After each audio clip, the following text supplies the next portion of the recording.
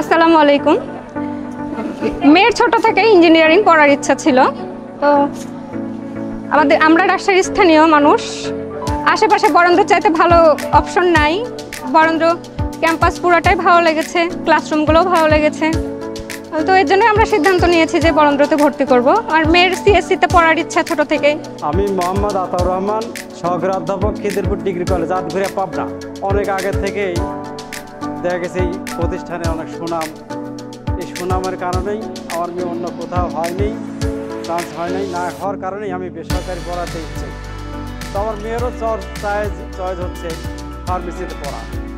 তো আমি মনে করি যেহেতু পরীক্ষা দিচ্ছে, এখন পরীক্ষার রেজাল্ট অনুযায়ী যাতে আমার মেয়ের এই ফার্মেসিতেই হয়, এই আশা আমি ব্যক্ত করতে চাই।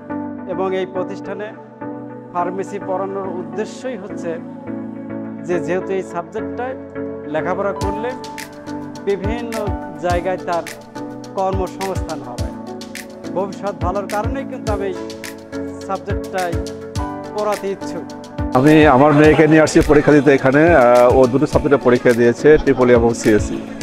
তো আসলে বরেন্দ্র বিশ্ববিদ্যালয় আমি বিভিন্ন জায়গায় খোঁজখবর নিয়েছি, প্লাস গিয়েছি।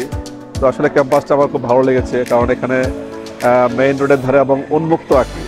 তো আসলে আমি যেটা মনে করি যে এখানে ছেলে মেয়েদের বিকাশের জন্য শুধু পড়াশোনা নয়, যেটা পরিবেশ, সুন্দর একটা পরিবেশ, খোলামেলা পরিবেশ, এটা খুবই জরুরি। পড়াশোনার পাশাপাশি যে আমরা যে স্বাস্থ্যের কথা বলে থাকি, এই জন্য এখানে আমার মনে হয় যে যারা পড়াশোনা করতে আসছে, পড়াশোনার পাশাপাশি যে খেলাধুলা একটা সুন্দর পরিবেশ, এটাও খুব ভালো লেগেছে। প্লাস এখানে আসার পরে তারা প্রজেক্টরে তাদের সাবজেক্ট ওয়াইজ যে টপিকসগুলো দিয়েছে, প্লাস আপনার বিশ্বের বিভিন্ন বিশ্ববিদ্যালয়ের সঙ্গে যে কম্পিটিটর একটা ডাটা দেখিয়েছে, আসলে সেদিক দিয়েও আপনার বরেন্দ্র বিশ্ববিদ্যালয় র্যাঙ্কিংও বেশ এগিয়ে দেখলাম। এটাও খুব ভালো লাগলো আমার, যে পড়াশোনার যে গুণগত মান, তো এটাও এখানে আছে।